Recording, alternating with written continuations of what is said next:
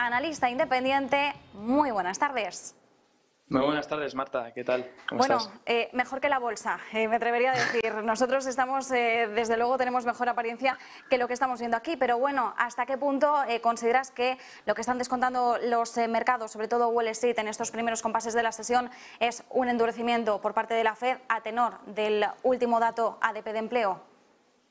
Bueno, estamos viendo los índices bajar. He tenido lecturas un poco contradictorias, ¿no? Ayer teníamos ese impulso que ya no sé hasta qué punto, de hecho lo comentábamos en el programa, ¿no?, de ayer, decíamos, no sé hasta qué punto la gente presta atención a esta noticia o ha influido, ¿no? La noticia de ayer, que fue que esa demanda de trabajadores que se necesitan va reduciendo poco a poco. Esos job openings o esas vacantes de empleo que se necesitan pues van ajustándose poco a poco. Lo que sí que se podía ver en ese dato es que sobre todo va ajustándose en ciertos sectores. Por ejemplo, en los sectores más que se denominan en inglés white collar, que son todos los que hacen referencia a empleos más de oficina, más administrativos, contables, tecnológicos también, pues todos esos empleos sí que están más presionados porque cada vez habrá menos demanda, menos vacantes y por tanto pues esos empleados que están ahora mismo con un puesto de trabajo no tienen esa libertad como había hace unos cuantos meses de cambiar de puesto de trabajo o de irse de un puesto porque van a encontrar otro rápidamente. Entonces, ese fue el dato que permitió ayer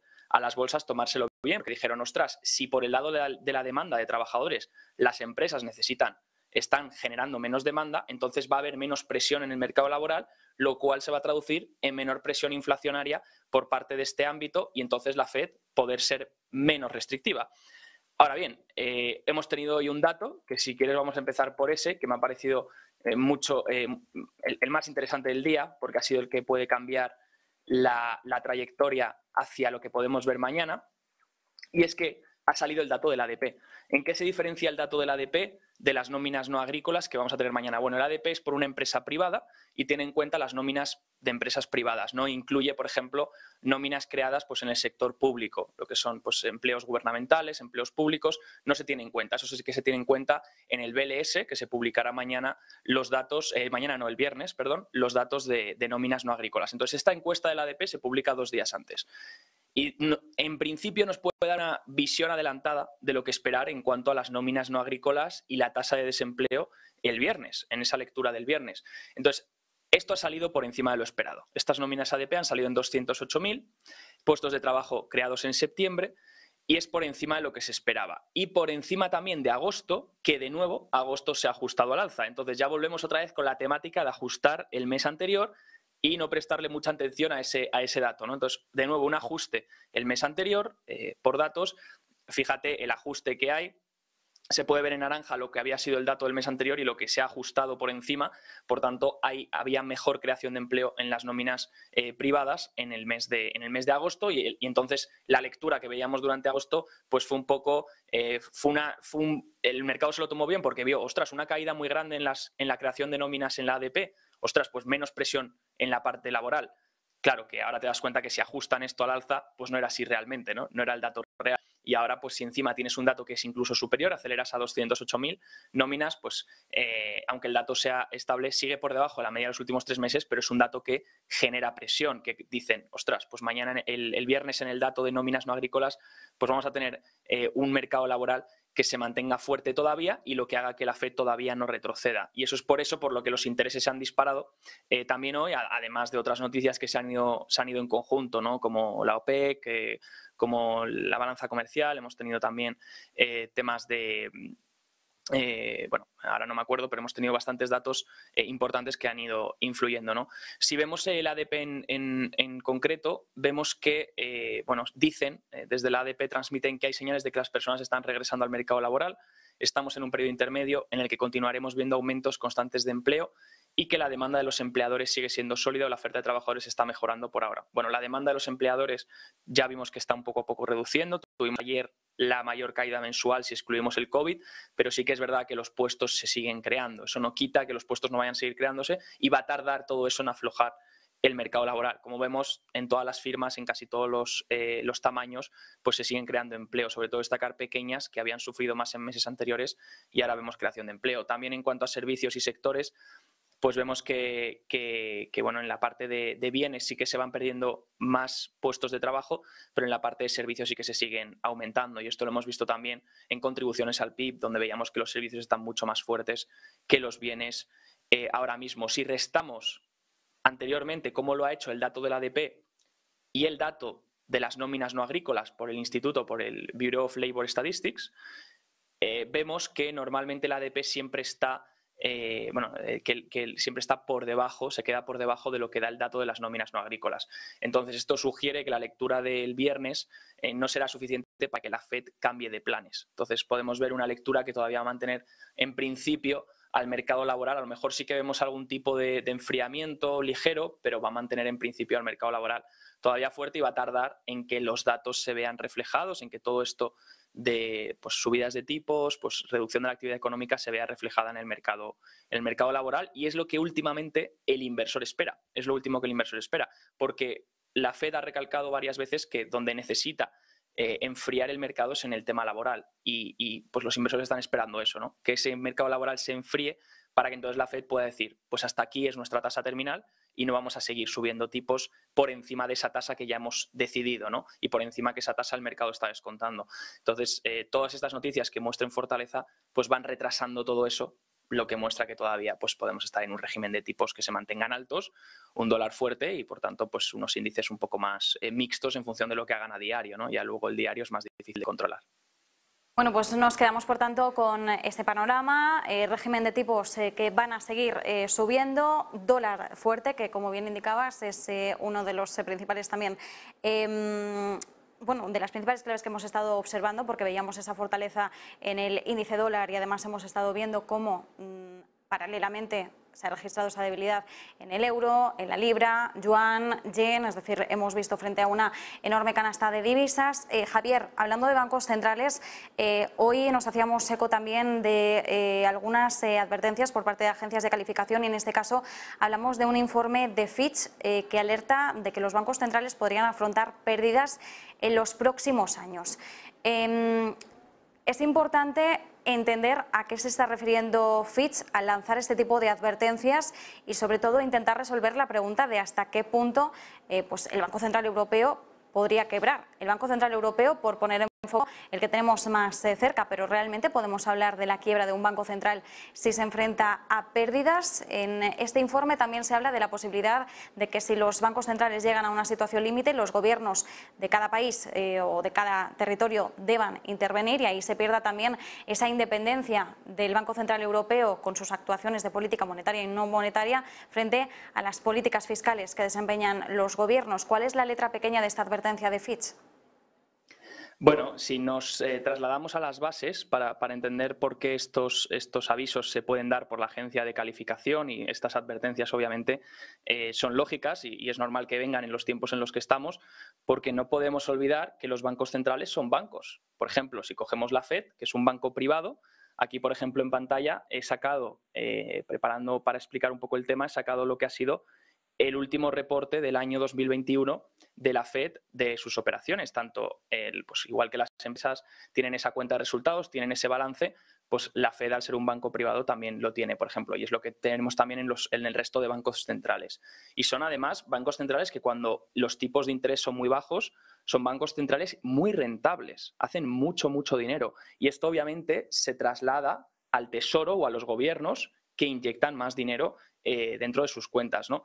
Entonces, bueno, si nos fijamos, por ejemplo, en esta cuenta de resultados de la FED, por ejemplo, en 2021 generó, tenemos aquí abajo en 2021 comparado con 2020, recordemos 2021 impulsado por esa bajada aún más de tipos tras esa pandemia y venimos también de una década de tipos bajos, pues obviamente, por ejemplo, en 2021 122.000 millones en ingresos por parte de la Reserva Federal, ¿no? Provenientes de ¿qué vienen estos ingresos? Pues de los activos que tiene la FED en balance, esos activos que ha comprado, que tienen diferentes duraciones, ya sea pues, hipotecarios, ya sea bonos a diferentes vencimientos, etc., pues esos activos te van generando cupones y esas letras del tesoro te van generando cupones. Esos cupones son los beneficios que va generando, la facturación que va generando la Fed, ¿no? A medida también tienen gastos, pues como una empresa tienes tus gastos, ¿no? Sobre depósitos de entidades que realizan de forma temporal. Entonces, en el mercado de repos, por ejemplo, pues pagan un interés. Entonces, el Banco Central paga intereses por estos últimos pasivos. Obviamente, cuando los tipos de interés están muy bajos y estableces los intereses de referencia en un tipo muy bajo, pues obviamente los gastos que vas a tener que pagar no son muy altos, entonces son bajos, lo que hace que si tienes una facturación grande y unos gastos pequeños, pues llegues a un neto que fue para la Reserva Federal, en este caso de casi 108.000 millones de dólares estadounidenses. Hasta aquí todo bien y la pregunta es que después de esto, obviamente restas a ese bruto, le restas también los salarios, todos esos salarios de todos los miembros de este banco, de todos esos economistas, de todos esos asociados, toda la gente que tiene que trabajar ahí, y luego llegas y todos los gastos operacionales y luego llegas al neto. Y ese neto que queda, normalmente, obviamente se traslada al tesoro. Entonces, tú lo trasladas al tesoro, entonces hay un ingreso por parte del tesoro de esta cantidad reportada, ¿no? Entonces, esta política de tipos bajos ha sido una fuente de ingresos para el tesoro durante los últimos años. Y aquí, de hecho, esta propia tabla la comparte la Fed y se pueden ver los beneficios reportados en los últimos años. En el caso del BCE, si cogemos el BCE, pues estamos viendo la Fed, también se reportaron 192 millones de euros en 2021. Entonces, los bancos centrales han estado recibiendo intereses de los activos que compraban y pagaban un interés bajo de referencia. Y esto les ha hecho embolsar pues, grandes cantidades de dinero en lo que son sobre todo al tesoro, ¿no? Y a los gobiernos. Entonces, ¿qué pasa ahora con esto? Claro, tú vas aumentando los tipos de interés porque tienes que intervenir la inflación, tienes que frenar la inflación, entonces vas subiendo los tipos de interés por parte de los bancos centrales, vas también reduciendo el balance. Lo que ocurre es que también esa tasa de referencia que tienes que empezar a pagar hace que aumenten tus gastos. Tus gastos por intereses empiezan a aumentar. Entonces, también los activos que tienes en balance siguen dando, si no han vencido y no los has, pues no has vuelto a renovarlos y los renuevas por unos nuevos, lo que pasa es que si no han vencido y tienes duraciones que eran a muy largo plazo, esos activos que todavía tienes en balance a duraciones de largo plazo que se compraron con un interés y un cupón que no sería el actual de ahora, pues te siguen pagando el cupón anterior. Entonces, tus ingresos siguen siendo los mismos, no aumentan a pesar de que los tipos de interés de referencia están aumentando y tus gastos van aumentando. Entonces, ahí lo que tiene que hacer la Fed es que esos activos, pues esos que van venciendo, los va renovando con unos que paguen un mayor cupón, ¿no? Sin embargo, si miras el balance y miras las duraciones de los activos, pues ves que la mayor duración sobre todo se encuentra entre 1 y 5 años. Por tanto, la mayoría, y tienes por encima de 5 o 10 años, también tienes cantidades muy grandes, ¿no? Y por encima de 10 años también. Esto es algo muy similar en casi todos los bancos centrales. Entonces, lo que ocurre es que tienes duraciones muy a largo plazo que todavía no van a vencer y que te siguen pagando el mismo cupón, mientras que tus gastos están aumentando. ¿Qué pasa? Que pues ahí tienes un aumento, lo que hace es que tengas pues que incluso puedas generar pérdidas, ya no beneficios, como has estado generando en una década de tipos bajos, sino que puedas empezar a generar pérdidas. Obviamente, pues todo esto puede afectar y entonces esto es por eso por lo que salen estos anuncios de Fitch. En general, Fitch, por ejemplo, lo que ha dicho es que el aumento de los tipos de interés y la caída de las valoraciones de los bonos aumentan la probabilidad de pérdidas para los bancos centrales que se han involucrado en programas de compras de activos. Estos bancos centrales que han aprovechado todos esos tipos bajos durante esas décadas, ¿no? Esto puede afectar su capacidad para contribuir a los ingresos del gobierno y existe el riesgo de que en algunos casos los gobiernos puedan verse obligados a restaurar las posiciones de capital del Banco Central. La escala y la velocidad de los movimientos del mercado pueden desbordar las reservas, poniendo en peligro los ingresos que reciben los gobiernos de los bancos centrales. Entonces, aquí es donde está el peligro, que todos esos ingresos que se han estado proveniendo de los bancos centrales, pues ahora no provengan, ¿no? Incluso pueda ser que tengan que cubrir pérdidas. Sí que es verdad que, bueno, que en cuanto a pérdidas, muchas veces se dice que lo que podría hacer la Fed si registra pérdidas en un año determinado es acumular un activo diferido, ¿no? Igual a sus pérdidas acumuladas. Y una vez que la Fed volviera a ser rentable o el Banco Central volviera a ser rentable, pues ya cubriría esa retención, ¿no? Entonces sí que es verdad que, bueno, que parece muy alarmante, pero donde pone el pie esto es en el juego, lo que hace preguntarse es si los bancos centrales realmente pueden hacer las políticas que creen que quieren hacer en este sentido, ¿no? Si los bancos centrales pueden seguir con esa política masiva de subidas de tipos y con esas políticas de reducción del balance sin afectar a este tema, claro, sin afectar a esas pérdidas que pueden ir generando. Y obviamente esto va a trasladarse en pérdidas y pues pone el hincapié en que puedas decir, pues puede ser un argumento para decir que los bancos centrales están cada vez más atados para poder realizar este tipo de políticas de subidas de tipos masivas, ¿no? Entonces, pues es lo que habrá que monitorizar y ver si esto hace que la Fed llegue a un punto en el que no tenga más capacidad para seguir subiendo tipos, ¿no? Y es uno de los argumentos que se están discutiendo tras estos reportes. Javier del Valle, analista independiente, muchísimas gracias por haber arrojado algo de luz sobre estas cuestiones. Un abrazo. Muchas gracias a ti, Marta. Buena tarde.